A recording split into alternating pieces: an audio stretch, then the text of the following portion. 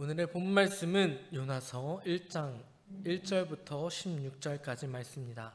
오늘 우리가 함께 나눌 말씀은 요나서 1장 1절부터 16절까지 말씀입니다.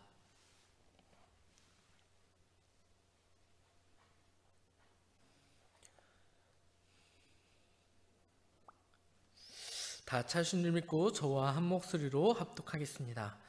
여호와의 말씀이 아미떼의 아들 요나에게 임하니라. 이르시되 너는 일어나 저 큰 성읍 니느웨로 가서 그것을 향하여 외치라.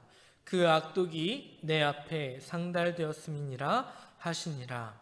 그러나 요나가 여호와의 얼굴을 피하려고 일어나 다시스로 도망하려 하여 욥바로 내려갔더니 마침 다시스로 가는 배를 만난지라.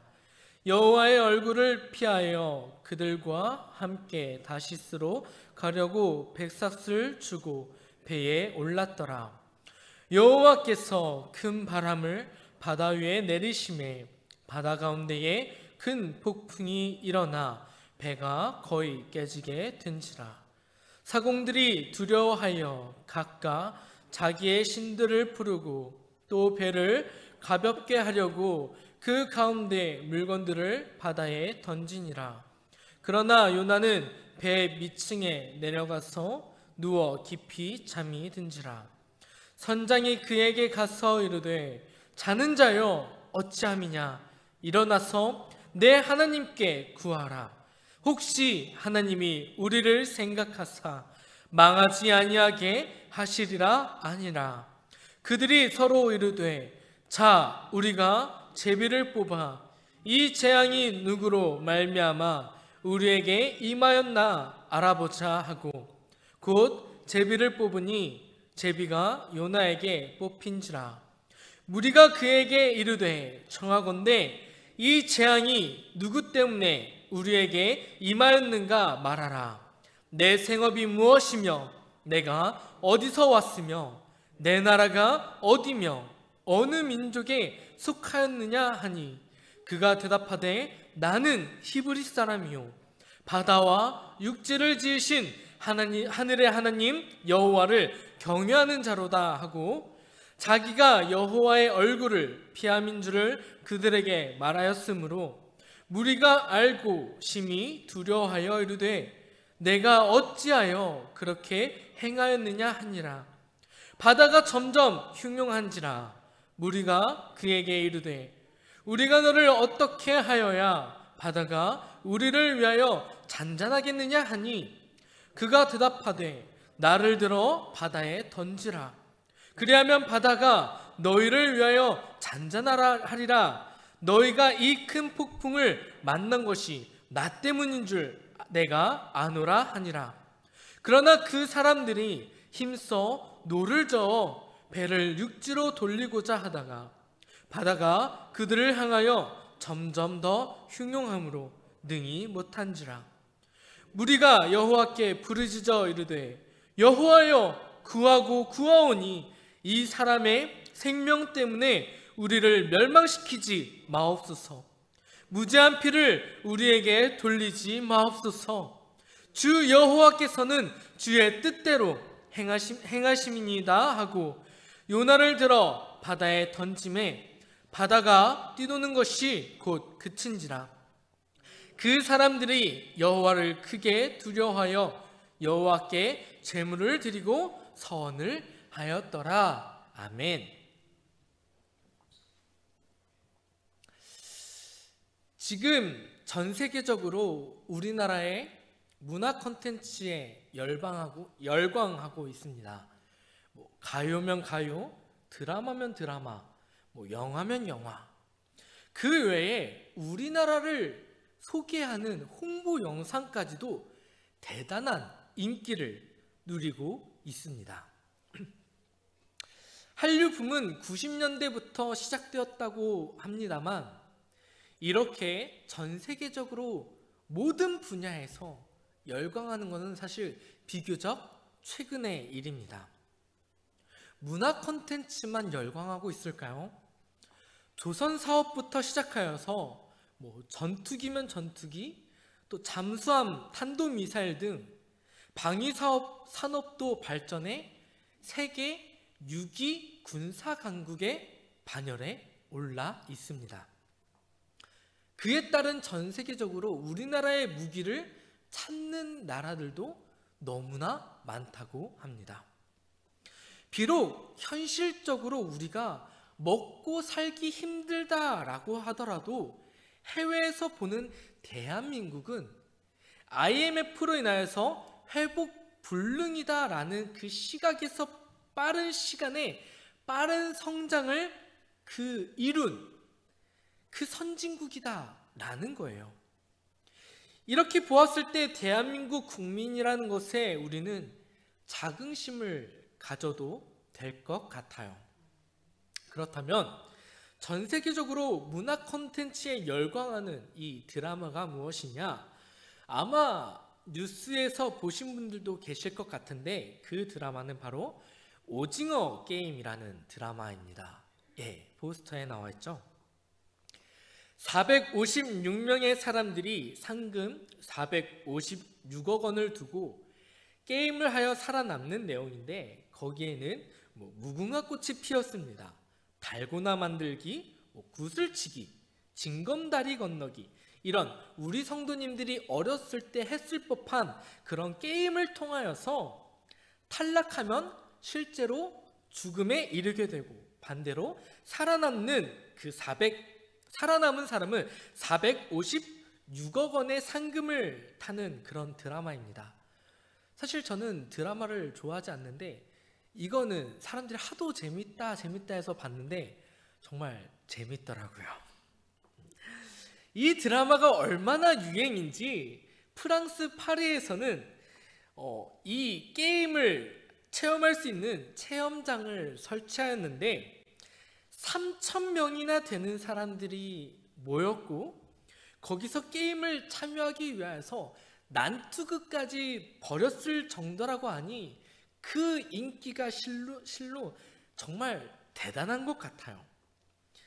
이 오징어 게임이 전 세계적으로 열풍이 일어나게 되자 질투심인지 비난을 하는 나라가 있었는데 바로 옆 나라인 중국과 또 일본이었습니다.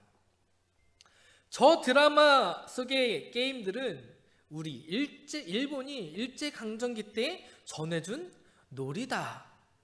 저런 드라마의 내용은 우리가 먼저 만들었다. 심지어 저기서 입은 저 초록색 추리닝은 우리 중국 드라마에서 먼저 입었다. 이런 이상한 이유들로 우리나라를 비판하기 시작했던 것입니다. 이것을 보고 한국 국민들이 어떻게 했겠습니까? 그 말들에 대해 반박하며 서로 싸우는 모습이 나타나기도 했어요. 독도 문제를 비롯하여서 일제강점기, 동북공정, 현대에 있어서 코로나 문제까지 이 두 나라는 과거에도 그렇고 현재에도 그렇고 우리나라 국민들에게 있어서 정말 어떻게 보면 용서할 수 없는 나라인 것 같아요. 특히나 일본과의 대결에서는 무엇도 지면 안 된다고 하죠. 가위바위보조차도 지면 안 된다. 이런 말까지도 있잖아요. 그런 마음으로 보았을 때 사실 우리는 오늘의 본문 말씀의 주인공인 요나의 입장을 너무나 잘 대변하게 됩니다. 요나라는 선지자의 첫 등장은 사실 요나서가 아니라 열왕기하 14장에 등장합니다. 14장 25절 말씀을 보면 이스라엘의 하나님 여호와께서 그의 종 가드에벨 아미떼의 아들 선지자 요나를 통하여 하신 말씀과 같이 여로보암이 이스라엘 영토를 회복하되 하맛 어귀에서부터 아라바 바다까지 하였으니 라는 말씀으로 인하여서 요나의 첫 등장을 알리고 있습니다. 네, 요나는 북이스라엘의 13대 왕 여로보암 2세 때 활동하던 사람이었습니다. 여로보암 2세가 누구죠? 하나님이 보시기에 가장 많은 악을 행했던 사람이 바로 이 여로보암 2세 왕이었습니다. 그럼에도 불구하고 오늘의 말씀에서 나오는 것처럼 하나님께서는 그에게 축복하셨습니다. 그에게 주신 축복이 무엇이냐? 먼저 25절에서 나오는 것처럼 국토를 넓히셨어요. 그리고 26절과 27절 말씀 우리가 함께 읽겠습니다. 26절입니다.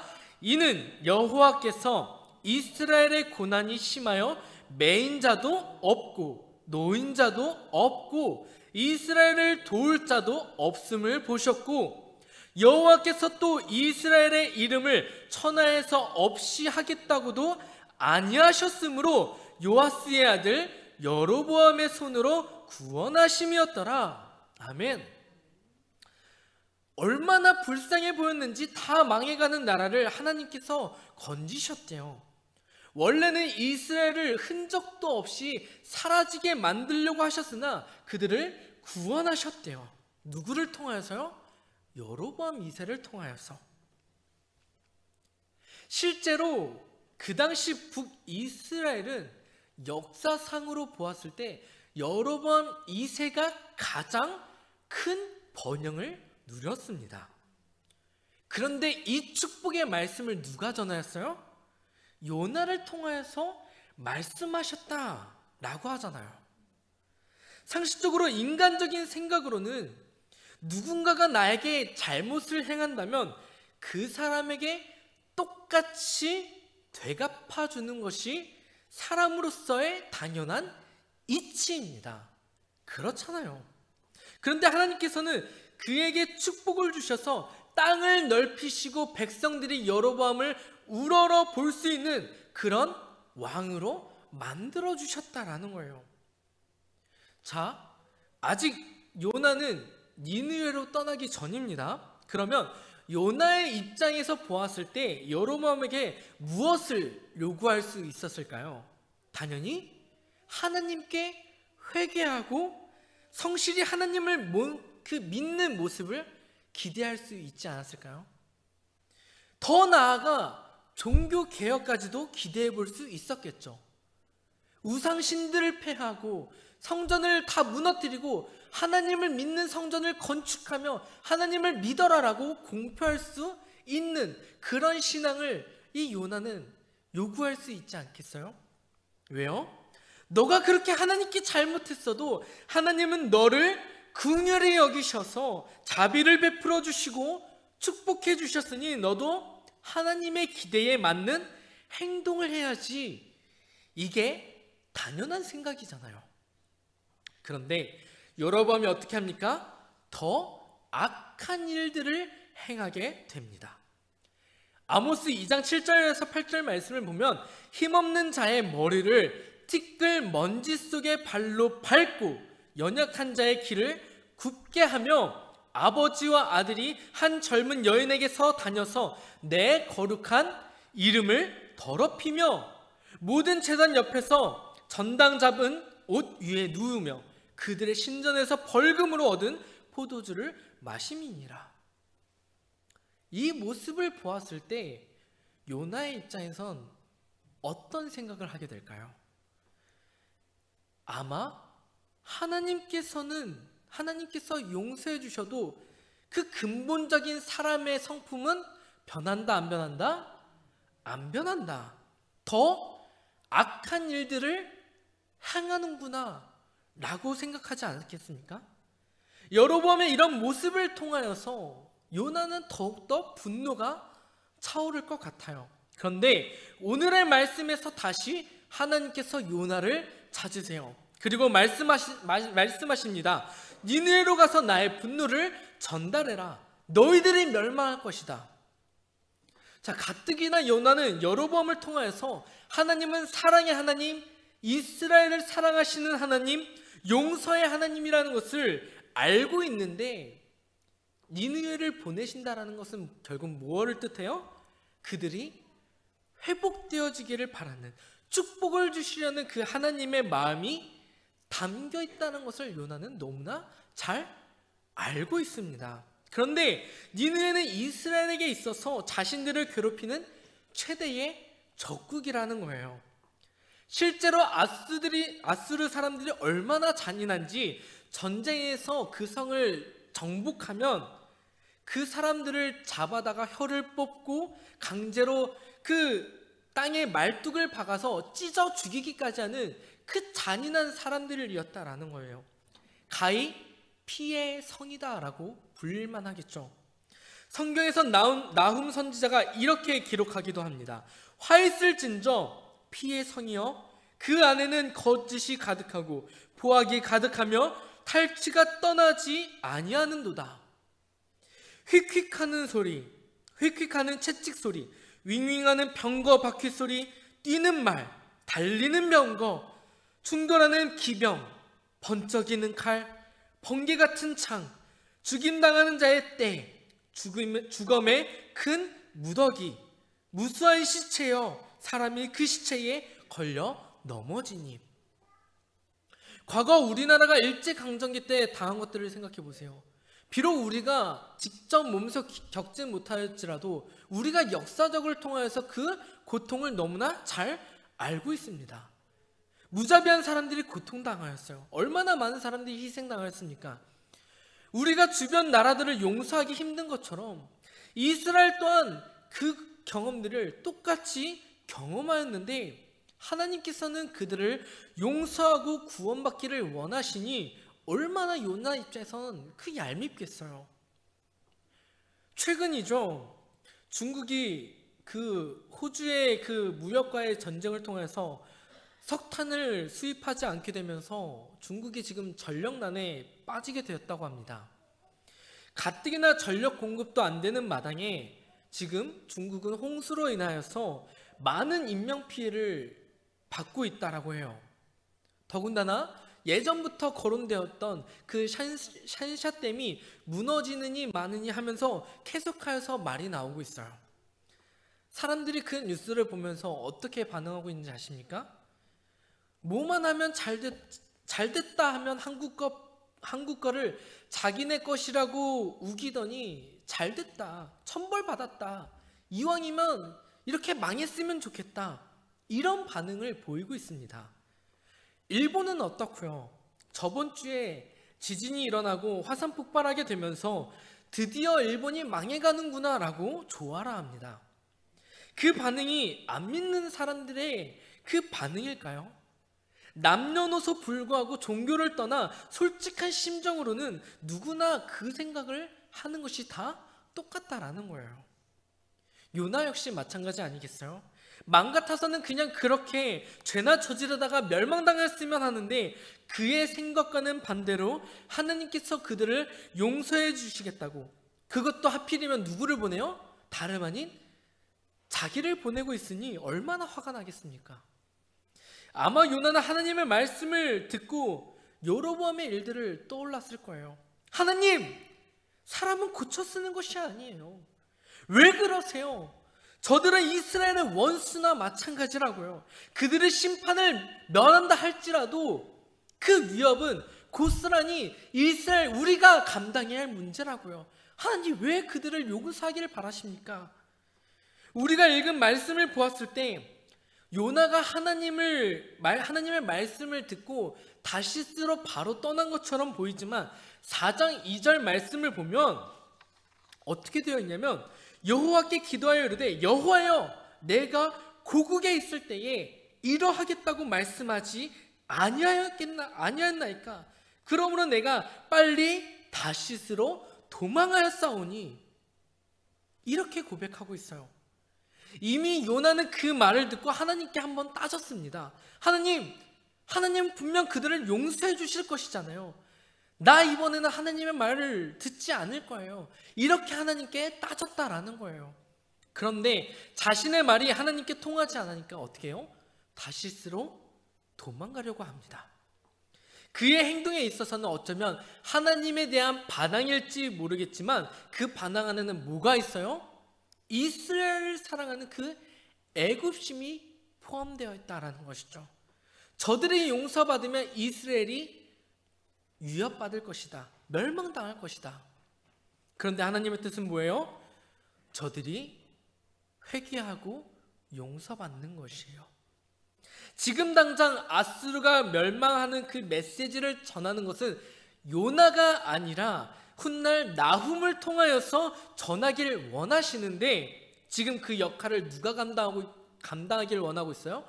요나 본인 자신이라는 것이죠. 하나님의 계획은 인간인 우리는 알 수 없습니다.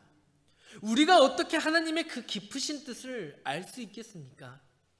그런데 하나님께서는 우리에게 이해할 수 없는 요구를 하실지라도 우리는 하나님의 의중을 모르더라도 우리는 어떻게 해야 돼요?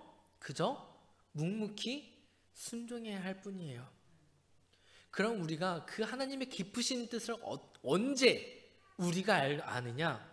그 일들이 이렇게 다 지나가고 났을 때 한참 뒤에 우리가 그것을 돌아보았을 때 그때 그래서 하나님께서 나에게 이것을 요구하셨구나 라고 깨닫게 됩니다. 살아생전에 깨닫지 못하게 된다면 그때는 우리가 언제 깨닫게 돼요? 천국에 가서 물어봐야겠죠. 하나님 왜 그때 나에게 그러셨어요? 요나 역시 당장 하나님의 깊으신 뜻을 이해하지 못한 채 다시스로 도망가려 했습니다. 3절 말씀을 보면 요나가 다시스로 가기 위해 욥바라는 항구로 가게 되는데 성경에 보면 마침 다시스로 가는 배를 만난지라라고 되어 있어요.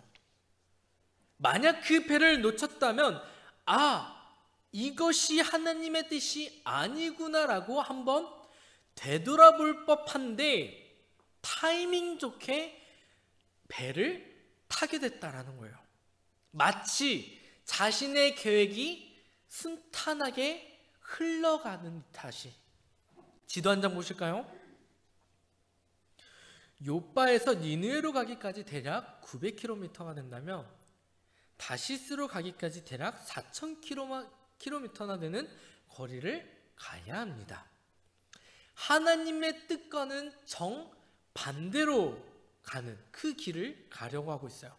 이 말인즉슨 뭐예요? 나 이제 하나님 안 볼 거예요. 나 이제 선지자고 뭐고 다 때려칠 거예요. 이거 아니겠어요? 요나는 자신의 계획을 가지고 지금 도망치고 있어요. 그런데 그런 요나를 하나님께서 어떻게 하십니까? 하나님의 방법대로 지금 요나를 부르고 계세요. 4절 말씀, 여호와께서 큰 바람을 바다 위에 내리심에 바다 가운데에 큰 폭풍이 일어나 배가 거의 깨지게 된지라. 큰 폭풍이 일어나자 사공들은 자신들이 그 평생 경험하였던 방법들로 인해서 이 위기를 헤쳐나가려고 합니다. 어떤 사람들은 자신들이 믿는 신을 부르짖기도 하고 어떤 사람들은 그 배를 가볍게 하기 위해서 물건들을 다 버리고 있어요. 폭풍 속에서 빨리 헤쳐나가게끔 만들고 있습니다. 그런데 그 와중에 누구는 태평하게 잠을 자고 있어요? 요나는 태평하게 잠이 들어 있어요. 그냥 잠든 것도 아니에요. 깊이 잠든지라라고 되어 있어요. 얼마나 태평합니까? 지금 가판 위에서는 소리를 지르며 어떻게든 살려고 발버둥 치는데 다 같이 부르짖으며 기도하고 있고 물건들을 버리면서 왁자지껄 하고 있는데 요나는 배 밑에 가장 밑에서 태평하게 잠을 자고 있어요. 그런데 그런 요나를 누가 깨우고 있어요? 선장이 깨우고 있어요. 저는 이거를 보고 소름 돋았어요. 왜인 줄 아십니까? 선장이라면 어떤 역할을 하는 사람이죠? 배의 모든 역할을 책임지는 것이 바로 선장이 감당해야 할 그런 일을 감당하고 있잖아요. 선원들을 통솔하는 것이 바로 이 선장의 역할이에요. 자, 지금 폭풍우를 만나서 선원들을 통솔해서 이 위기를 벗어나도 모자를 판에 위에서 맨 밑에 층으로 내려와서 요나를 깨웠다라는 거예요. 물론 물건들을 꺼내기 위해서 이렇게 내려왔을 수도 있겠죠. 그런데 그 요나라는 한 사람이 눈에 띄었고 요나를 깨우기 시작했다는 거예요. 요나에게 뭐라고 얘기합니까?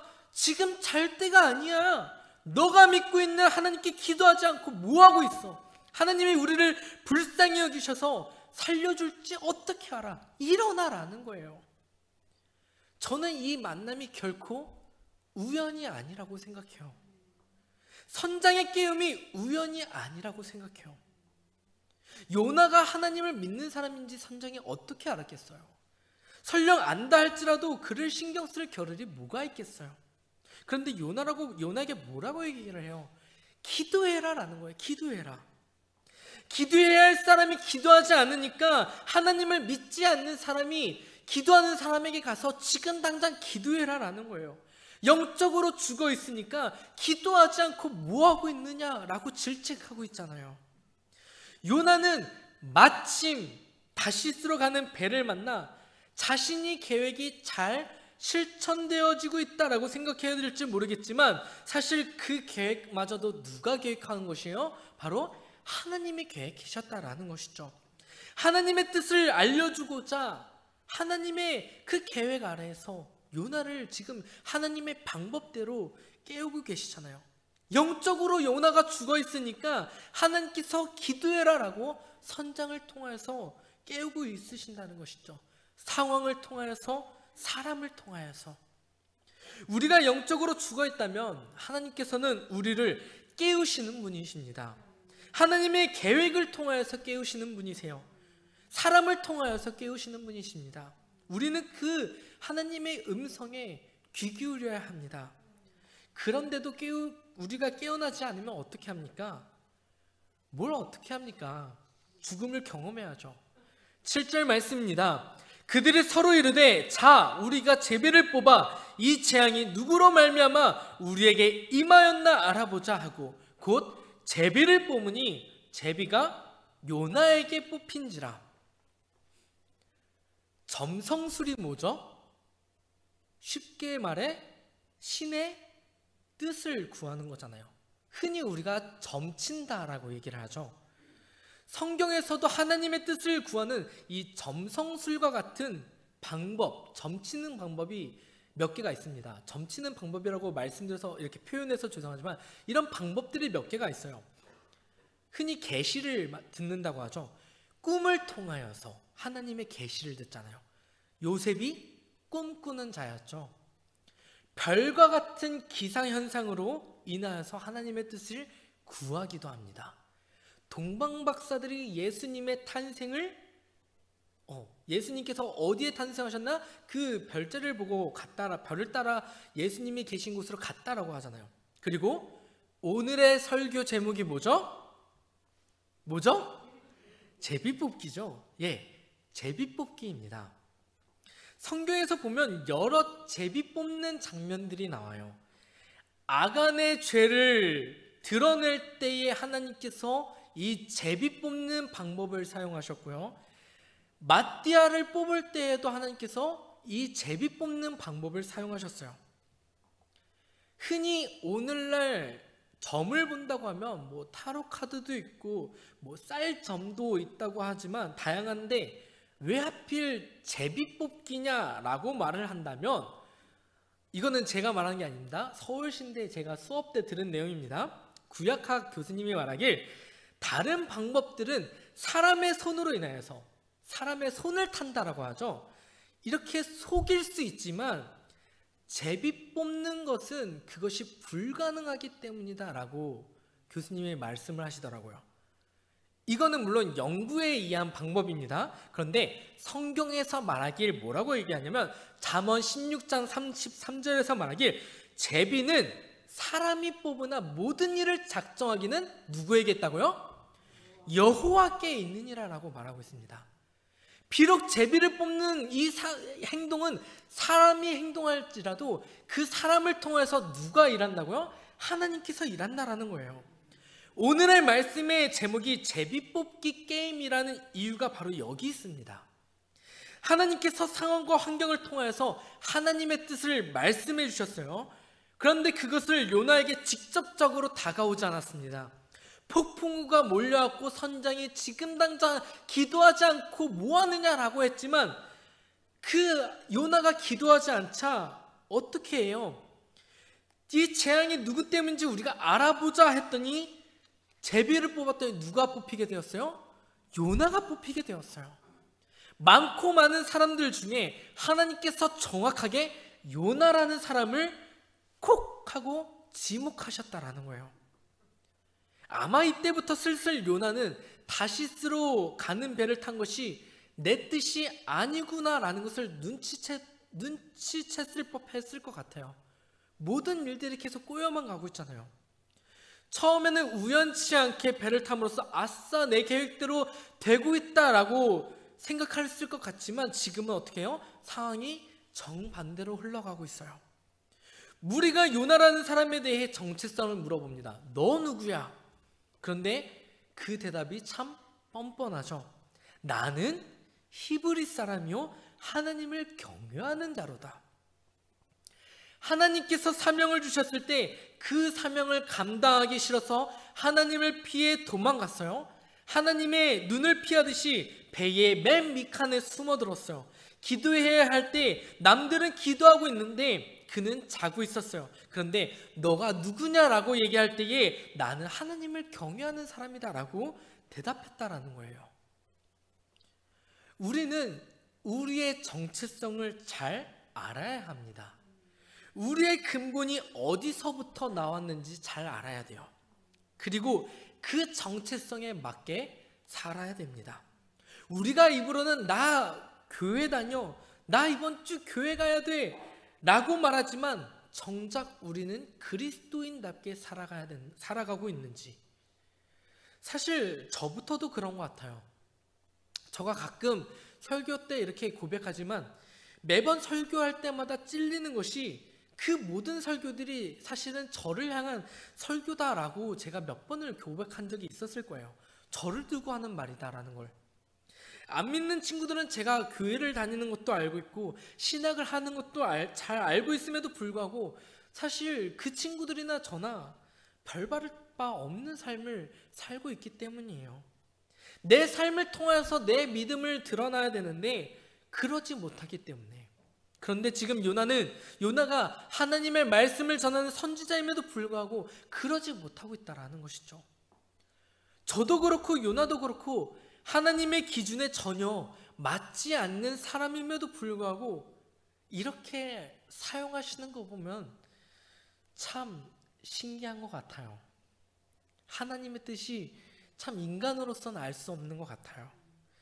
성경을 보면 하나님께서 택한 사람을 부르는 장면들이 몇몇 있습니다. 근데 그 내용들을 잘 보면 하나님께서 주신 그 사명들을 피하는 그 모습들이 몇몇 이 장면들을 통해서 보여주고 있어요. 모세가 그랬고요. 예레미야가 그랬습니다. 그런데 하나님께서는 어떤 분이십니까? 한 번 부르신다면 어떤 일이 있어도 다시 부르시는 분이세요. 또는 그 일들을 감당하게 만드세요. 기회를 주시는 분이세요. 아모스가 이렇게 고백합니다. 사자가 부르짖은즉 누가 두려워하지 아니하겠느냐? 주 여호와께서 말씀하신즉 누가 예언하지 아니하겠느냐? 요나가 딱 그 상황 아닙니까? 하나님을 피해 달아난다고 하지만 어떻게 해요? 하나님의 말씀을 전할 수밖에 없는 상황을 지금 하나님께서는 계속하여서 만들고 계시잖아요. 훗날 하나님을 찾을 수밖에 없는, 부르짖을 수밖에 없는 상황으로 지금 계속해서 인도하고 계시잖아요. 어떻게 만드세요? 11절 12절 말씀.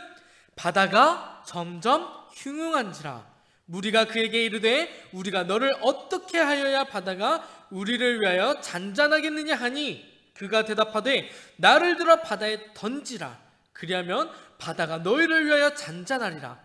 너희가 이 큰 폭풍을 만난 것이 나 때문인 줄을 내가 아노라 하니라. 이 폭풍의 원인이 누구 때문이라고요? 누구 때문이라고요? 나 때문이래요. 나 때문이래. 이 모든 원인이 나 때문이래요. 비로소 이 모든 원인이 나 때문이라는 것을 확신하게 되었어요. 내가 하나님의 말씀에 순종하지 않았기 때문에, 내가 기도하지 않았기 때문에 이 모든 일들이 일어났다는 것을 알게 되었어요. 저희 아버지가 교회에서 목사님은 아니시고 이렇게 교회에서 일을 하시는 분이세요. 근데 이제 이렇게 교회에 대한 얘기를 전혀 안 하시는 분이세요. 저는 당연히 모교니까 궁금하잖아요. 아빠, 요즘 교회는 어때요? 물어보면 그냥 묵묵히 그냥 아무 말씀도 안 하세요. 저는 제 모교가 어떻게 돌아가고 있는지도 전혀 모릅니다. 지금은 저도 제가 이렇게 뭐 수원교회도 그렇고 이 교회에 대해서 얘기를 잘 안 하지만, 그래도 전에는 이제 저도 그렇고 아버지도 그렇고 같이 이제 교회에서 일하는 입장으로서 제가 때론 억울하고 화나면 좀 제 심정을 공감받고자 이렇게 아버지에게 얘기를 하면 좀 이렇게 아버지의 입장에서 또는 같이 교회에서 일하는 입장에서 때로는 제 입장을 좀 공감해 주실 법한데, 입버릇처럼 얘기하시는 말씀이 뭐 어떤 것이냐면 너 때문에 그래 라는 말씀을 항상 하셨어요. 너 때문에 그래. 내가 좀 화가 나서 좀 남도 이렇게 욕 좀 해줬으면 좋겠고 좀 이렇게 좀 공감 좀 해줬으면 좋겠는데 너 때문에 그래 라는 얘기를 해요. 저는 답답하죠. 아빠, 나는 지금 그 얘기를 듣고 싶어서 얘기하는 게 아니라니까.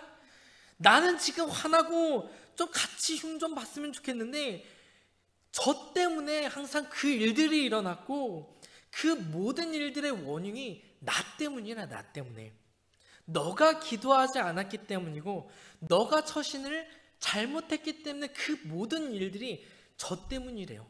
억울한 일을 당한 것도 저 때문이래요. 지금도 사실은 그 말이 크게 와닿지는 않아요. 그런데 때로는 나 때문이구나 라고 할 때가 가끔은 있어요. 그런데 이 나 때문이다 라는 말이 교회에 적용하면 어떻게 됩니까? 이 사회가 점점 악해지고 있는 까닭이 뭐예요?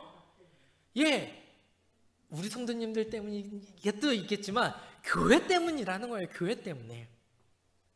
점점 복음을 전하기 힘든 이유가 뭐예요?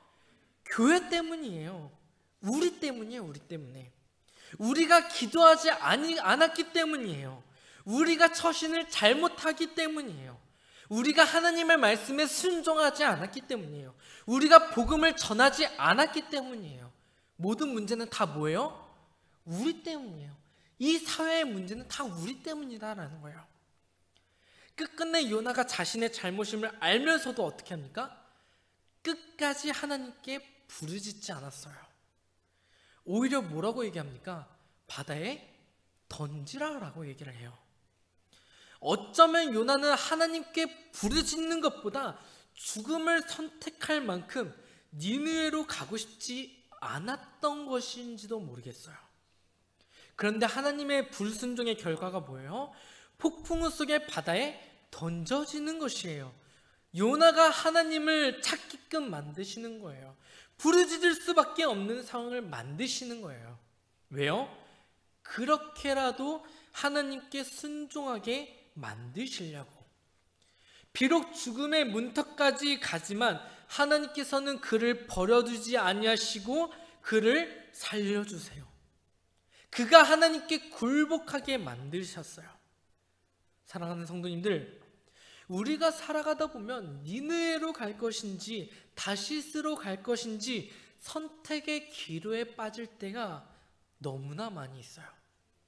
거창하게 말해서 니느웨냐 다시스냐라는 것이지, 쉽게 말해서 세상대로 살 것이냐 하나님의 자녀대로 살 것이냐 이거예요. 그런데 하나님의 자녀로서 살아가는 것이 쉬워요? 어려워요? 어려워요. 솔직하게 어렵잖아요. 위에서 제가 예시로 뭐 일본 사람이냐 뭐 중국 사람이냐 뭐 이런 얘기를 해서 그렇지, 우리가 이웃들 간에 얼마나 많은 불화가 있어요. 교회 공동체 내에서 얼마나 불화가 많이 있어요. 조금만 거슬리면 헐뜯고 욕하고 원수는 원수일 뿐 오히려 복수를 낳을 뿐이에요. 하나님께서는 내 이웃을 내 몸과 같이 사랑해라 라고 말씀하시는데 내 이웃을 내 몸과 같이 어떻게 사랑해요? 남은 남일 뿐이고 나는 나일 뿐인데 쉽지가 않다라는 거예요. 겉옷을 요구하며 속옷까지 벗어주기가 쉽지 않아요. 오히려 사회에서는 겉옷뿐만 아니라 벼룩의 간까지도 빼앗아라라고 가르치고 있어요. 경쟁을 요구하는 사회예요. 오른뺨을 대면 맞으면 왼뺨을 대라라고 하지만 그건 역시도 쉽지 않아요. 지금 한 대라도 더 때려도 모자를 파네. 그래야 분이 풀리는 마당에 어떻게 맞고만 살고 있어요. 제가 여기 우리 성도님들 한 대씩 이렇게 때려볼까요? 그럼 누가 왼뺨을 이렇게 대는 분이 누가 있겠습니까? 저 전도사 왜 저래 이러겠죠. 그렇기 때문에 우리에게 뭐가 필요한 거예요? 기도가 필요하다라는 거예요. 그리스도인으로서 살아가기 위해 우리는 기도가 필요하다라는 거예요. 하나님을 믿지 않는 선생이 우리를 깨우며 너 기도하지 않고 뭐하고 있어? 라고 얘기하기 전에 우리가 스스로 먼저 기도해야 하고 내 자신을 다스려야 되고 하나님의 음성에 귀 기울이며 하나님의 말씀에 순종해야 된다는 것이죠. 이것이 오늘의 말씀의 결론입니다. 기도하시기 바랍니다. 하나님의 말씀에 순종하시기 바랍니다. 그러면 하나님께서 반드시 우리를 사용하실 것입니다. 이 마지막 세대에 우리를 들어 사용하실 거예요. 설령 내 능력이 부족하다 할지라도 하나님은 부족한 자를 사용하십니다. 하나님의 사람으로 만들어서 사용하시는 분이십니다. 우리를 빚으셔서라도 사용하십니다. 우리를 폭풍으로 몰아쳐서라도 사용하세요. 우리에게 물고기에 갇힐 만한 하나님을 부르짖을 만한 사건을 만드셔서라도 우리를 고쳐 사용하십니다. 하나님께 쓰임받는 저와 우리 성도님들이 되시기를 소망합니다. 그것에 대한 말씀이 바로 요나의 물고기 사건 이후, 사실 그 안에서도 겉으로는 회심하지만 완전히 변화되지 않는, 그리고 니느웨로 들어가서 완전히 변화되어서 하나님의 일을 감당하게 되잖아요. 이것에 대한 자세한 내용은 다음 제가 설교하게 된다면 그때 함께 나누도록 하겠습니다. 오늘의 말씀에서 이것만 기억하시면 돼요. 하나님께서 제비뽑기를 통해 나를 지목하시기 전에 우리가 스스로 기도하고 하나님의 말씀에 어떡하자? 순종하자.